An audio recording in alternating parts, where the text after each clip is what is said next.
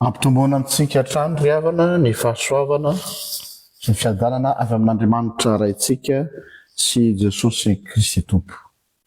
Ampifaliana mandrakariva ny mbola tafaraka amintsika mpanaraka ny pejy. Indrindrandrindra ho anareo izay mpanaraka isaky ny alahady maraina ny fandarana logos eto. Mivavaka isika alohan'ny androsentsika ny afatra amin'ity maraina ity. Jesosy io misaotra anao zahay raha notaominao sy notaritinao eto amin'ity tranolay fiaonana ity, izay toerana ny fidinao anambaranao tena aminay koa isam-potoana. Ary mino zay fa manakolazaina aminay indray ianao am'izao maraina izao.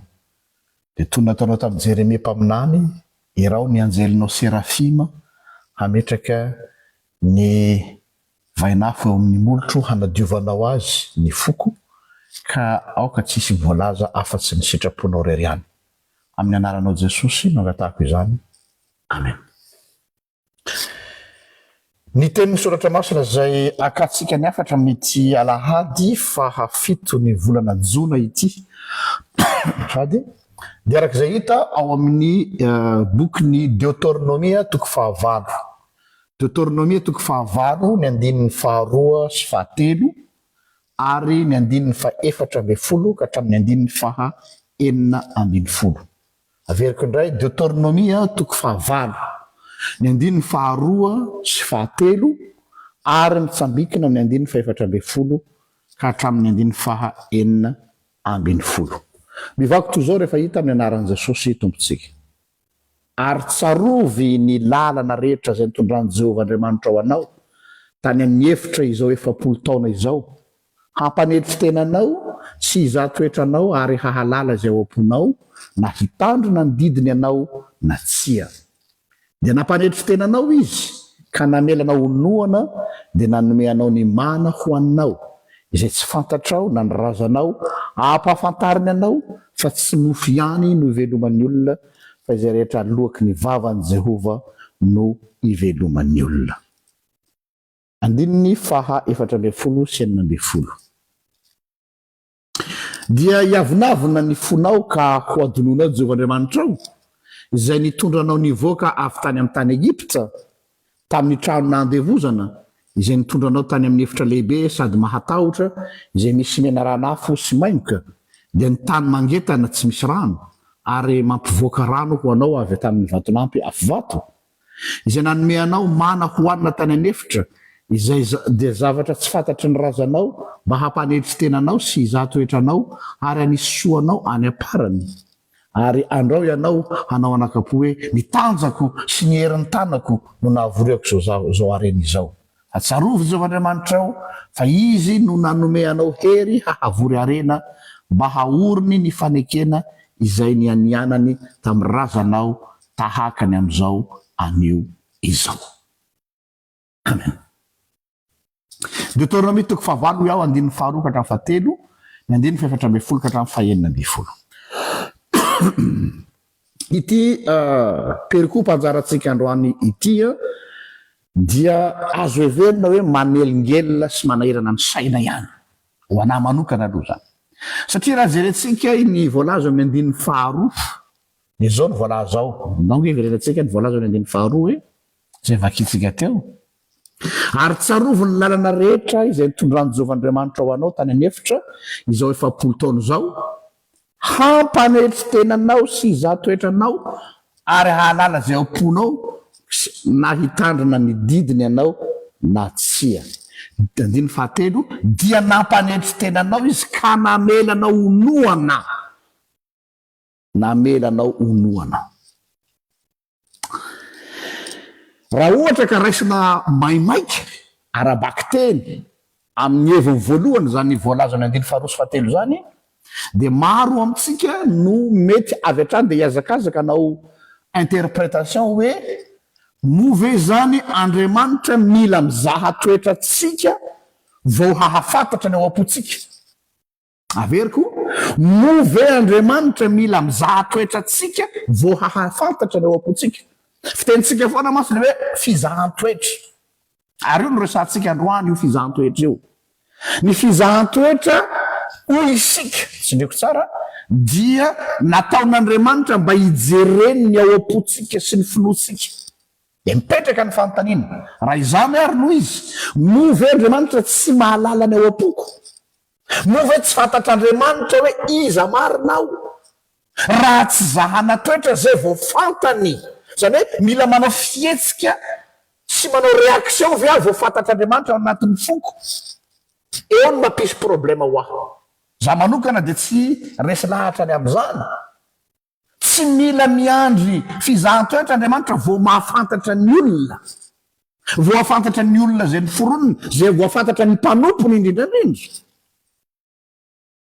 satria raha ny fotom-pampianaratsika protestanta fotsiny de mazava tsara fa Andriamanitra dia omniscient inona dikan'izany ny hoe omniscient dia mahafantatra ny zavatra rehetra enina de ao-potsy miloka ka raha omniscient Andriamanitra mahalala ny zavatra rehetra na ny ao-potsy miloka inona ny antony tsy maintsy anaova fizahan-toetra zay vao fantany ao am-poko tsy mitombona zany dikan'izay zany a ny fizahan-toetra dia zavatra hafa mihitsy ny dikany sy ny fikendreny averiko ny fizahan-toetra de zavatra hafa mihitsy ny dikany sy ny fikendreny tsy anaky lazaintsika hoe ny fahoriana ny fizavatra sarotra manjoatsika de lazaintsika hoe fizahan-toetra tsia omenatsika eto ny dikany ny hevitry ny fizahan-toetra araky ty texte ty ary indrindrandrindra ny fikendreny inona ny fikendreny andeo mijerentsika zay valaza amsalafy fa 7:30 ny andininy voalohany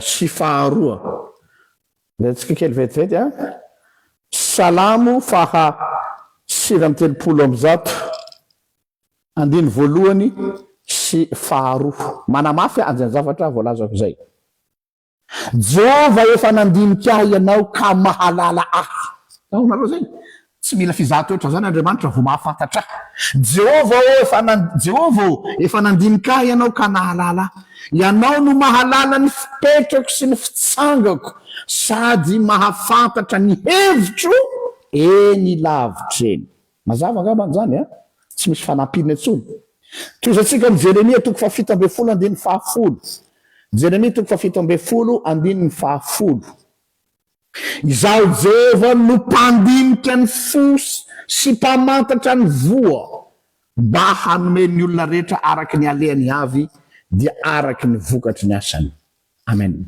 mazava zany hoe ny Andriamanitsika de Andriamanitra mpandinika ny fosy ny voa ary mahalala ny ao am-potsy miloka dikany tsy miandry fizahan-toetra Andriamanitra vao hahafantatra ny ao am-poko sy ao am-ponao dikany ny fizahan-toetra dia tsy araky zay neveritsika azy ary ny fikendreny koa tsy araky ny lazaitsika mba hafantarana raha minotsika natsia nga Andriamanitra mila mamantatra hoe mino anao sa tsy mino fantany anao hoe mino fantany anao hoe tsy mino noho zany ty texte anjaratsika androany ity zany dia mety anelingely tsika mety déstabiliser tsika amin'ny conception tsika ny atao hoe fizahan-toetra hatram'izay de andao ary jerentsika hoe ahoana ary anazavana ty azo zany ohatrany hoe contradiction araky ny fieritreretantsika azy sy zay voalaza an'izao texte zao mba ho mazava moramora kokoa ny fahazahoana azy dia andeha iverenatsika ny andiny faharoa tam'ilay perikopa Deutéronomie 9 teo dia misy détail anankiray vao manomboka no clé de lecture ary tsarovy averiko taoko miadana tsara mivaky teny ary tsarovy ny lalana rehetra izay nitondrany Jehova Andriamanitra ho anao tany anefitra izao 7 taona izao io aloha tsarovy mémorisation souviens-toi de la longue marche que tu as faite pendant 40 années dans le désert zany hoe ny mpanoratra ny boky Deutéronomie zany dia manainga sy manasa tsika mpamaky ny Deutéronomie hanao évaluation ohatran'ireny olona manao évaluation amina orinasa na fikambanana ireny hoe nanao ahoana zay efapolo taona zay hanao jery todika zany hoe efa zavatra efa vita io no anaovana évaluation tsy hoe zavatra miseho ankehitriny no anaovana évaluation fa ny zavatra efa nolalovanao zany hoe jereo tsara ilay efapolo taona tany anefitra dia inona no zavatra azonao tsoahana am'izany efapolo taona zany zay lay fanasana voalohany eto midika zay zany ny tsindripeo dia aty amitsika mpamaky fa tsy ny zanak'Israely izay resahana satria efa teoriny io no resahana ahoana ny fahazahotsika mpamaky ny soratra masina kehitriny ny zavatra zay nolalovany io zanak'Israely ireo nanahoana ny ainany zareo an'izany zany hoe isika zany no atsoina ho karazana juge rehefa miteny hoe juge eto tsy manameloka fa mandinika manavaka tsara manao distinction ary manao déduction amin'ny farany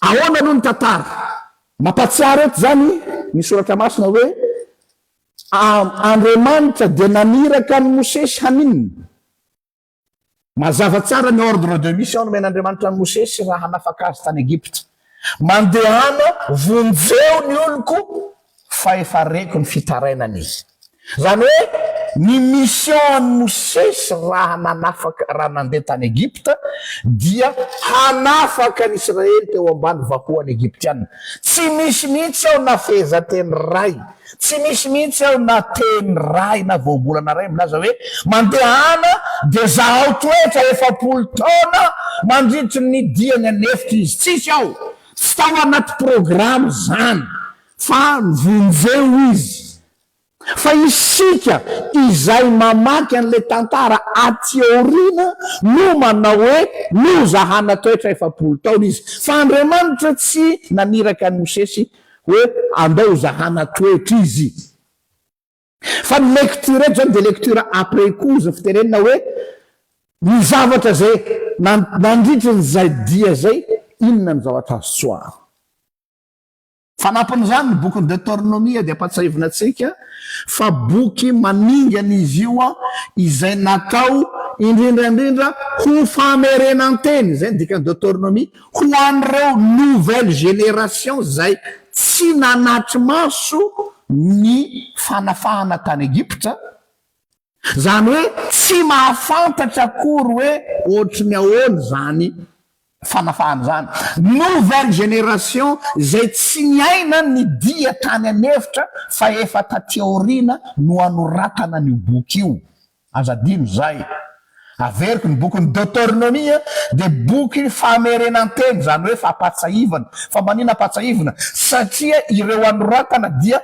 nouvelle génération tsy niaina tsy témoin oculaire ny nanafahana ny zanak'Israely tany Egypte donc mila patsahivina azy ohatratsika rehetra makalaza ny 29 mars tsy nanatrika hoan'zay tsy nanatrika an'izany hoe zao ne nanjoan'ireo ray aman-drenitsika tahaka atsika mankalaza reo fety samy hafa reo de tahaka zany ary any koa tsy nanatry maso ny dia tany anefitra pendant 40 ans fa efa namatam-bonina ka sao de adinony eo indrindra le izy ny lalana ny lalovany razany tany anefitra sy nijaliany efa-jato taona tany Egypte mazava tsara voalaza hoe sao de ho adininao Jehovandriamanitrao ka eritreritra ianao fa ny herinao sy ny tanjakao no nahatoy izao anao izany no tanjona eto no zany ny fomba fitantaran'ny mpanoratra ny Deutéronomie azy eto dia manana fikendrena pédagogique zany hoe fanabeazana tanareo ohatra ny tsika ray aman-dreny manao lovatsofona tradition orale hoe zao ny fanao ny razantsika raka izy zao ny fanao ny dadabe sy bebe zao ny rehefa manao fetiny taranaka na misy fety fianakaviana dia manao tradition orale tsika zany hoe manao fampitana transmission intergénérationnelle ny valeur na ny sotoavina ananan'ny fianakaviana inona ny fikendrena dia ny ahafantarany Israely eto hoe iza izy ary ho aiza izy ary maninona izy no eto am'izao fotoana zao. Ireo ny fanontaniana telo mila valiny zanak'Israely hoe fantatrao ve hoe izy ianao ry Israely eo ary avy aiza ny aty lavaka nakananao ary maninona eto ianao. Ho atsika ihany koa zany fanontaniana mipetraka ho anao kristianina malala. Fantatrao ve hoe iza marina ianao? Dia zanao ahoana tsy afantarako ny tenako za zanakianina Verianana teraka tamin'izao daty Terianana zao tsia mbola veriko any le horonan-tsary nafinaritra nataon'inga Jack Nicholson rehefa nametraka fanontaniana tamin'ity tovolahy ho recruté na ho hiasa ao aminy. Reseo lahatra ao izy Jack Nicholson hoe iza mo ianao.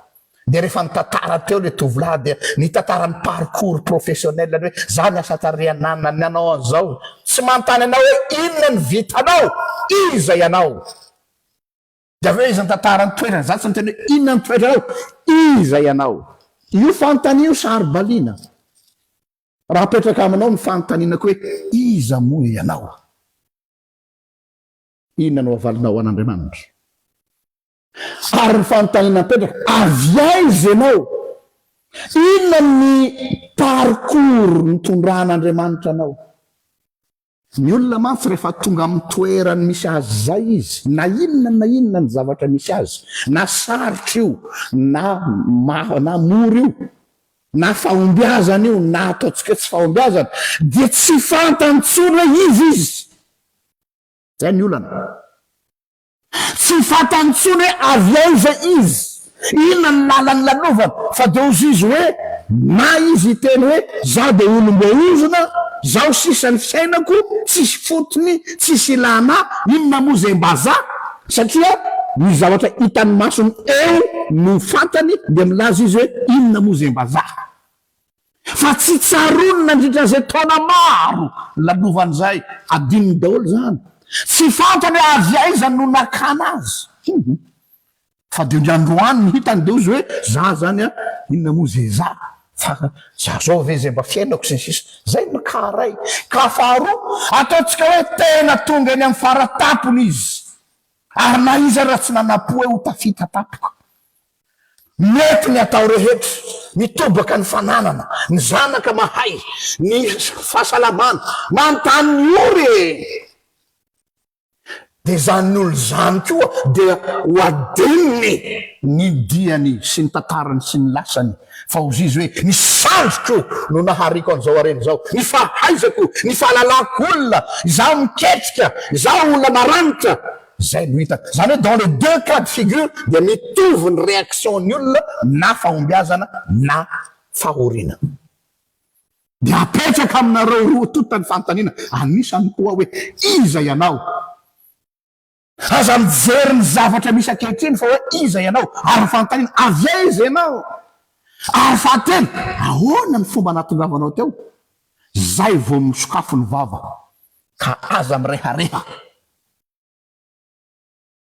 Fampatsahivana kely antsika eto amin'ity texte ity dia zao hoe ny zanak'Israely eto dia voalaza ny testameta taloha ray amantolo fa taranaka mafiatoka.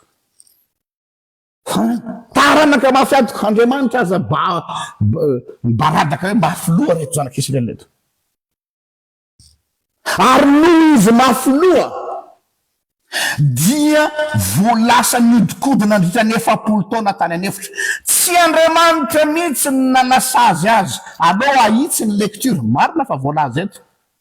Fa inona nahatonga an'zareo nodikodina 7 taona tao amin'ny désert.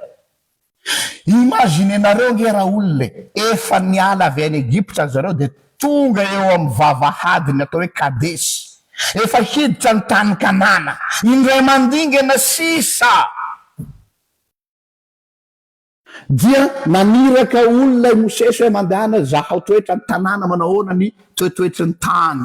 Zany hoe mba tianao karazana ohatra ny ina filazana zany fadiniana mialoha zany. Ny verina avy any ny zara roa ny tatitra ny majorité 99% de nanao voatafitra hoe tsy lany ny olonao fa goavana be daholo ny perizita, hitita, ny jebosita, ny kananita andao iverina ny Egypte.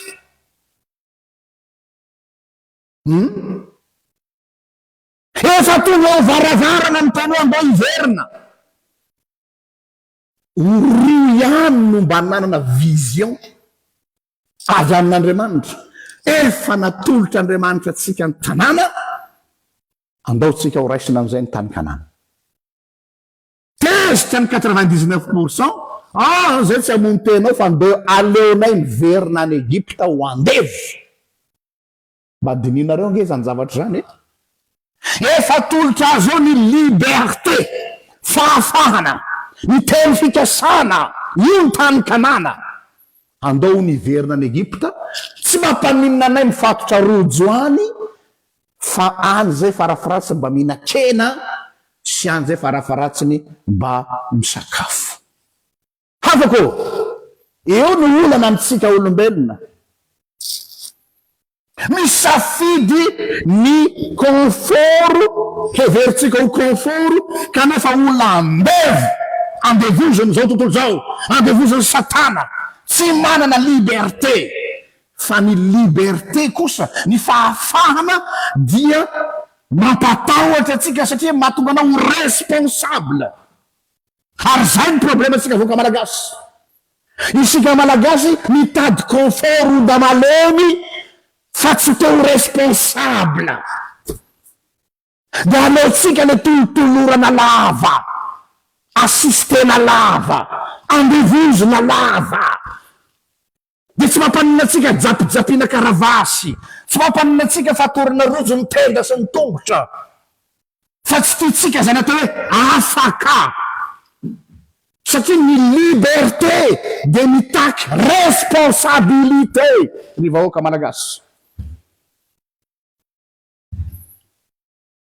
Manome tsindantsika hoe efa firy taona zay mivavahana ho an'ity fireneny ity, fa atao tsisy miova satria on choisit la facilité et non la responsabilité. Kaza manofy anao ary zato ampandrina. Soran'izany zanak'Israely eto, tsisy fahotan'Andriamanitra. Tsy Andriamanitra nampodikodina azy 7 taona tany an'efitra, fa izy no misafidy aleonay modikodina ato amin'ny désert ato, fa zay tsy hiditra ao an-tany Kanana. De ozy Andriamanitra hoe bon, zay ny safidinareo, zay ny tianareo Andriamanitra tsy manery ange, na de tiany ary io firenena io mba afiatoka, mahafoloa. Bon, dahoary, dao tsika ary anao tourisme kely aty amin'ny désert, anao safari. De ao, modikodina tao 7 taona. C'est du gâchis ozy ny vazaha. Fatiatoka ray lavaka. Mba nisahirana ihany ny ala tany an'efitra. Fa de io, na ny andro modikodina ao an'efitra io. Tsy Andriamanitra mihitsy noho ny zahatoetra azy hoe andaonareo ampijalijaliko 7 taona. Tandremo, misy mantsy ny olona manodina ny lecture biblique. Tsy Andriamanitra ny tena andaonareo ampijaliko, fa ry zareo ny safidy an'izany. Kanefa, areo le mafitiavana an'Andriamanitra. Tao anatin'izany fahadiso-kevitry ny Israely zany. Tao anatin'izany tsy fahazahoan'ny dikany zany. De nararotin'Andriamanitra hoe bon, zay zany safidin'ilay isany, iodikodina fa tsy samiatrika ny responsabilité anareo. De ho asehoko anareo am'izay hoe iza marina moa ianareo. Ianareo miseho anareo matikambo. Zay tsy mba taranaky ny andevo hatramin'izay ozy izy ny jiosy ny fariseo tamin'izay sosy zay taranaky Abrahama. Ho asehoko anareo iza ianareo. Vous êtes des poules mouillées. Mialatsiny amin'ilay teny vahiny. Kalosa ianareo. Vadibadika ianareo ry Israely. De nasehon'Andriamanitra aminy asehoko anareo. Fa zay ny safidinareo, de ahoary. Da ahoarynareo menamana, zay ny tianareo tsinaka. Tianareo le fahanana. Fa tsy tianareo le iasa. Tsy tianareo misahirana. De ino tianareo? Mena fotsiny, tiary. Isamaraina de ino mana latsaka avy any an-danitra? De mihinana. De io ary vita ny zavatra ny ilaina. Zay ny tadiavina. Au lieu de tany Kanana misy tany tondra dronono sy tantely sy tany feno vary kritika sy ordea. Nieritreritra ny tenano peuple élu dia nanao zay tiany atao. Asain'Andriamanitra aminy hoe iza marina izy na dia mieritreritra hoe izy no tian'Andriamanitra voafidin'Andriamanitra, fa eto mafy tamina eno an'ity teny ity. Kanefa na izany naty zany rafako dia tian'Andriamanitra ny Israely ny vahoakany. Tsy miova ny fitiavan'Andriamanitra ny azy na dia taranaka mafiatoka sy ny madidoara izy. Rehefa nahita nytia dia tsaroako tapoka ny tenin'ny Guy Gustave Jung, Carl Jean Gustave Jung. On ne peut voir la lumière sans l'ombre, on ne peut percevoir le silence sans le bruit, et on ne peut atteindre la sagesse sans la folie. Zany hoe ny lalana zay nolalovany zanak'Israely natran'izay 7 taona zay no nahitany sy nahatsapany hoe iza marina izy. Diso feverana ny amin'ny tenany izy, nametraka ny tenany teo ambony piedestal, nihevitra ny tenany ho spesial. Ka rehefa nilainy nandalo zay 7 taona laniny tamin'ny adalany zay no nahitany hoe aika iza tia tsinitsinina, tsaraky ny eritreretako ny tenako. Dia parfois ny olombelona raha tsy efa miexpérimenté an'ilay atao hoe zavatra manjo azy zay izy vao mahafantatra hoe iza izy. Eo zany na efa maritana ny atao hoe fizahan-toetra. Ny fizahan-toetra dia tsy ho famantaran'Andriamanitra anao hoe izy ianao ho azy, fantany ianao. Izy ane nahary tongotra mahatanana anao hatrany am-boky.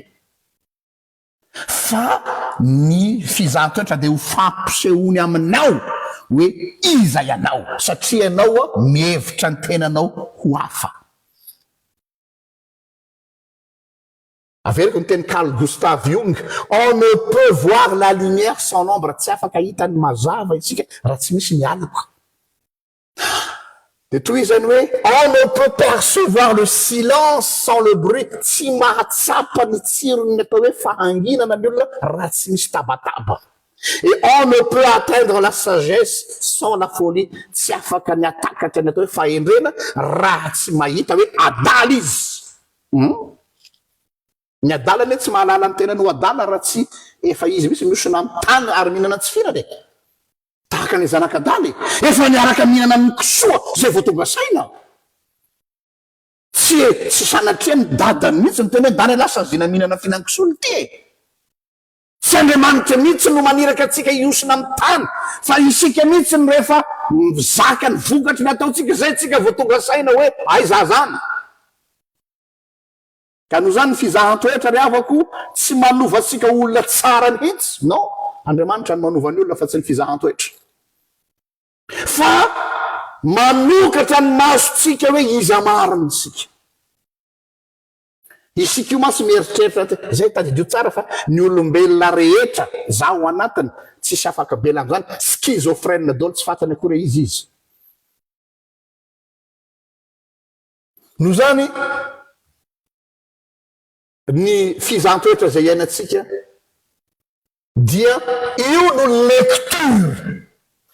lecture ahafantaratsika ny dikany fahoriana sy ny zavatra tsara. Ny fizahan-toetra dia matetika resin'olona negativa foana. Ny fizahan-toetra amiko dia na ny ratsy miseho amiko na ny tsara dia épreuve daholo ny anaran'izany. Satria nahoana ny zavatra ratsy mirevele amiko hoe atreto ny fetranao Jean-Luc, satria za mieritreritra ny tenako Superman, za mieritreritra ny tenako ery ambony ery tsy mitovy amin'olona rehetra dia asehony hoe vovoka ianao ka hiverina vovoka indray. Ny fahasoavana zay resiko dia épreuve porofo aseho amiko hoe tsy ianao nahatonga anao teo fa atao dia mirehareha. Fa raha tonga teo ianao de aza dino il y avait une main invisible qui était derrière toi. Tanareo dikany atao épreuve dia lecture omen'Andriamanitra anao ny amin'ny zavatra mitranga amin'ny fiainanao. Tsy le zay zavatra mitranga no épreuve, tsy le fahoriana no épreuve, tsy le fahasoavana no épreuve, fa le lecture anao hoe porofona aminao hoe izy ianao, avy aiza ianao ary manineo ianao. Zay ny atao hoe fizaha-toetra. Tsika olombelona mantsy tsy zakatsika io. Matahotra ny olona hafantatra marina izy. Rehefa tena ho fasin'ny fitaratra n'Andriamanitra izy hoe fa iza marina moa za ty e. Ka rehefa mandalo fotoan-tsarotra ny olombelona dia ina ny zavatra ataony. Ary na koa rehefa mandalo fahasoavana ny olona, izy roa zany mety daholo. Dia ina ny réflexe antsika olombelona? Mialokaloka ao ambaniboka hoe lahatra, zao no lahatra. Rehefa misy zavatra sarotra mahazo azy, tsy te ho responsable izy. Tsy te hanao lecture autocritique izy, manao auto-réflexion hoe ina moa zany tena tsy mety nataoko. Rehefa hoe mijery todika ny fiainana izy. Fa zay atao ahoana fa zao ny fitondran'Andriamanitra. Mora kely le mialokaloka ao ambadiky le lahatra. Ary rehefa mahomby izy, dia ho izy hoe zao ny vokatry ny fisasarako. Reo ny fialokalofan'ny olombelona manoloana ny zavatra mitranga amin'ny fiainana. Ka dia eto zany sarobidy amintsika ty texte androany ity hoe mampisongadina anao hoe iza zany. Io zany dia amaraparanako an'izao toriteny zao za manokana dia tsy mba d'accord mihitsy amin'ilay teny voambolana populaire na expression populaire manao hoe ce qui ne nous tue pas nous rend fort. Non. Ho andray dia amboariko une citation anandray hoe ce qui ne nous tue pas nous ouvre les yeux. Ouais. Sokafana ny masonao izy ianao. Dikan'izay zany araky ny soratra masina dia ny fizahan-toetra dia natao mba ahafantarantsika ny tenatsika. Fa tsy hoe ahafantaran'Andriamanitra ny finoantsika, tsy ary ny ahatonga antsika hiaiky ny fetratsika. Io mafy amin'ny olombelona ny manaiky ny fetran'io fa mieritreritra ny tena no Andriamanitra izy. Ary rehefa fantatra ao ny tenanao hoe izy ianao, ary miaiky ianao ny fetranao, dia mora aminao no miantoraka eny an-tanan'Andriamanitra hoe raha io vonjeo aho. Fa ny olona raha mbola tsy tonga amin'izay dingana zay, aza terena izy atoraka amin'Andriamanitra. Satria izy mbola manana fieveran-disony amin'ny tenany, ary mbola tsy mety miaiky ny fetrany, aloha izy aloha hahita. Aloha izy hahita. Ao anao zay ny teny ray aman-drenitsika zay tamintsika mbola tanora ka naditra ary nampijaly ny ray aman-dreny miteraha hahita. Tsy zay moa? Tsy fandatsana zany fa aloha izy hahita. Dia izay lay teny ao amin'ny bokin'ny mpitsara toko fahenina andininy efatra amby folo hoe mandehana amin'izao herinao zao. Io mahaosa anao, io toetranao. Andriamanitra tsy mitady anao miezah ianao Jean-Luc. Ataovy zay mba hahatonga anao mafy saina, mba pozitiva, mba optimiste. Zany tompoko dia redredy daholo. Redredy. Ary ny olona zay mivarotra nareo zany dia mpandainga. Satria rehefa vao midy amin'ny efitrano mangina izy dia tsy vavabeny io hoe soa positif ny mampaheriny io soako optimiste fa izy vao miditry ny trano dia mitomany nga izy optimiste zany. Fa nan'Andriamanitra mandehana amin'izao herinao zao, io mahosa anao io mahakely anao io mahatsenitsenina anao io, dia eo anao no hahita hoe izy ianao, dia hiaiky ianao ny fetranao ary dia hiatoraka aminy ianao rehefa avy eo. Sasany mantsy mieritreritra fa ao amin'ny tena no misy ny famonjena ny tenany, ao amin'ny tena no misy ny valiteny tsia. Fa ity dia mampiseho hoe mila an Jesosy itsika. Kanefa izay conclusion zay raha tsy efa misy zavatra lavitra andalovany olona voatsapany zany. Enganesika mba hanao deutéronomia tokoa tahaka ny androany, hanao famerenanteny hoe izy ianao avy aiza ianao ary manao inona eo ianao. Voninahitra ny ho an'Andriamanitra zay azy hatramin'ny taloha indrindra ka ho azo mandrakizay vavaka.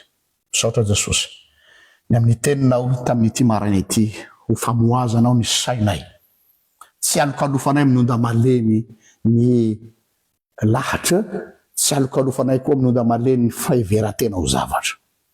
Da io ny tsirairay rehetra mba havita hamaly zany fanontaniana zany eo alohanao samy rery. Misaotra Tompo. Amen. Ary fo atsika rehetra mba me fotoana amin'ny alahady heriny toy izao raha sitrapon'Andriamanitra. Veloma tompoko.